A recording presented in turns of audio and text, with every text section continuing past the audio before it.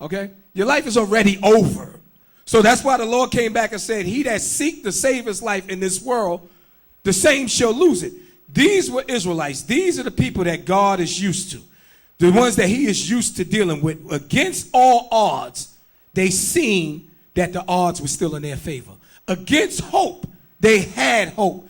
These were people that had faith in the Almighty God against unimaginable persecution. Now, you always had the examples when you go through this whole story and you read this story, you see a lot of Israelites, even the ones that tried to have courage, and that is being brave in the face of fear. When they seen the massive army showed up, they ran like hell, okay? And then you still had that elect. You still had that group, them special people that no matter what the circumstances was, no matter what it is that they seen with their eyes, they still believed in what God had said with his mouth. And they stood firm and they stood stiff in the word of God. And this is why we are here today celebrating Hanukkah, because of faithful Israelites that never turned their back on God. This is what the Lord said you're supposed to be teaching your children and how they're supposed to be coming up. Do everybody understand that? Right. They're not supposed to know more about Martin Luther King and know less about Judas Maccabees. Right. Do everybody understand that? Right. Okay, they're supposed to recognize Judas Maccabees, and then when somebody say to them Martin Luther King, they're supposed to say, who's that? Right. Why y'all looking strange? Okay. If they ain't going to say, who's that? They're supposed to say, well, I know about him. He's prophesied about in the book of Jeremiah that he was teaching lies about a dream that he had. Right. But they're supposed to definitely know about the Maccabees. They're supposed to know about Jacob. They're supposed to know about Samson. They're supposed to know about all these real legends and heroes that had the ultimate faith in God. Do everybody understand that? Right.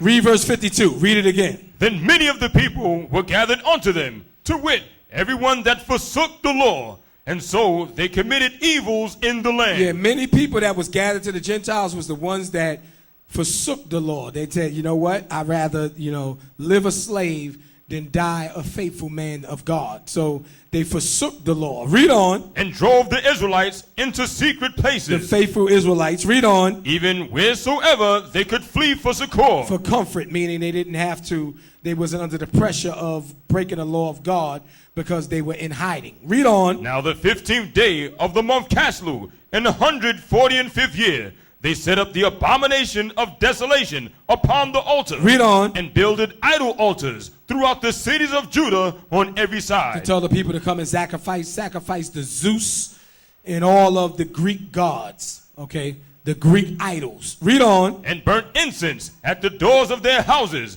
and in the streets. Read on. And when they had rent in pieces the books of the law. Read that again. And when they had rent in pieces the books of the law. The Bible they ripped up, just like you seen Hitler burning the Bibles, okay? They ripped up, they hate the word of God. They would rather that is not there to give you instructions. They know the power in the living word of God. They know the words that the Lord speak unto us, that they are spirit and that they are life. So what they try to do, they try to get rid of it. Okay, they ripped it up. Read on. Which they found, they burnt them with fire. Okay, and they also burnt them up, okay? Which again is not so ancient history. You see these Gentiles have been doing that all the way up. Okay, they even do it now. Okay, read on. And wheresoever was found with any the book of the testament. Okay, if they had the word of God, whoever had the word of God, read on. Or if any consented to the law, the king's commandment was that they should put him to death. Okay, so now what is this again? This is, this happened. This is history. And what the Bible prophesies about is it's getting to that point again. That's what the mark of the beast is all about. Okay, that is going to get to this point again. So what the Bible does is it's repetitious. History repeats itself. Okay, because the Gentiles never learn. Do everybody understand that? And the Israelites in that period of time where history is repeating itself, is supposed to be looking towards the word of God for strength, for confidence, for guidance, to say, you know what? We get to experience, we get to go through what our ancestors go through. We don't get to just read about what God did for them. We get to see what God is going to do for us.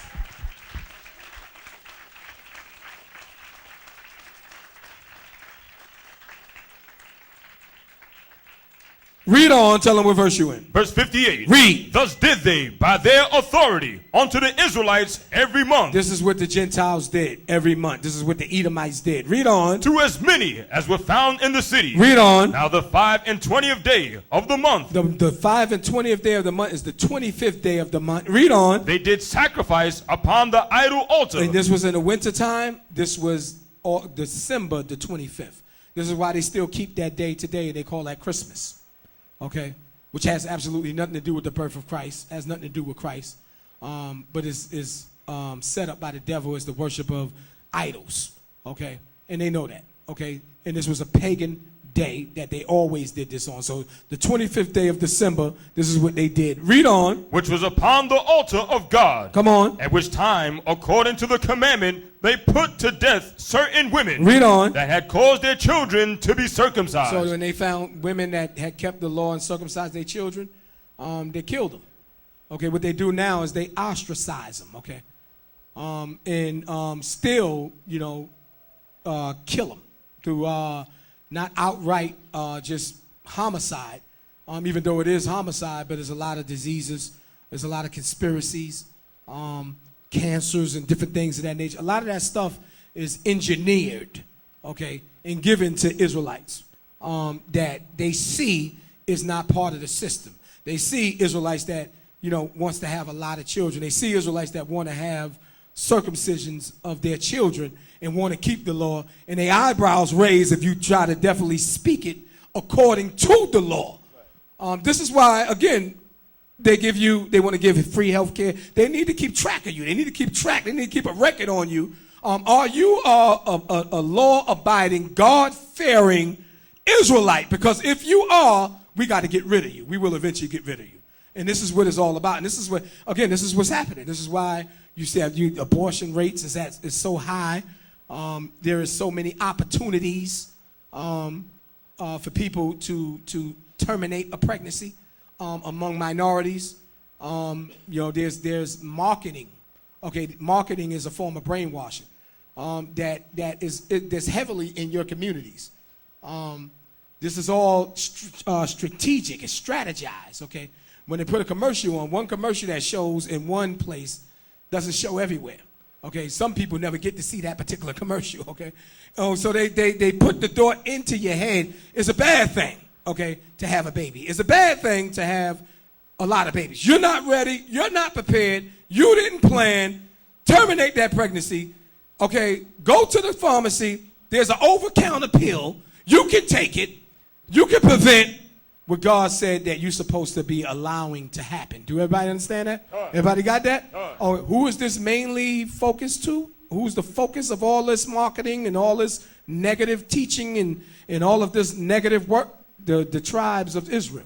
Okay, so read that one more time. Tell them what verse you in. Verse 60. Read. At which time, according to the commandment, they put to death certain women. Most people, it's normal now. Like, okay, I had an abortion. That's normal. That's a normal conversation. It's murder.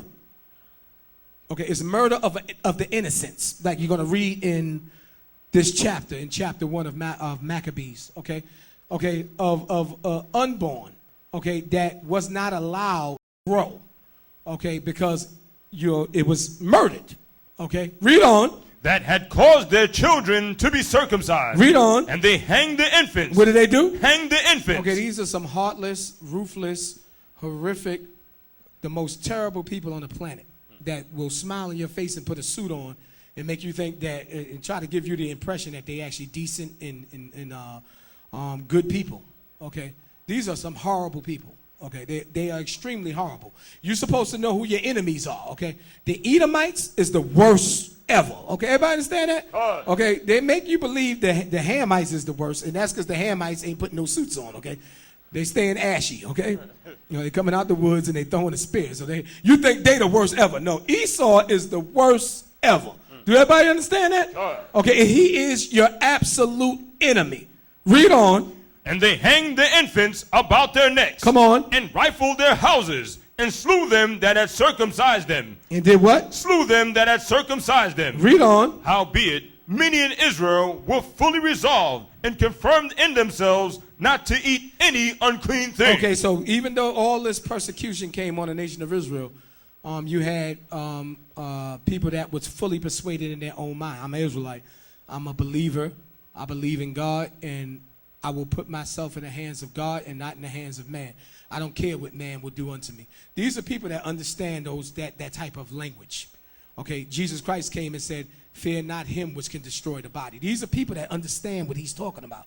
You got everybody else that think he's just giving a sermon on the mount and they're going about their business until somebody put a gun in their face. Okay, then they fearing him that can kill the body and begging for their life, that individual, as if the ultimate power is in that individual's hands. You're only supposed to beg and bow your knee before the ultimate power, which is the supreme being, the almighty Yahweh.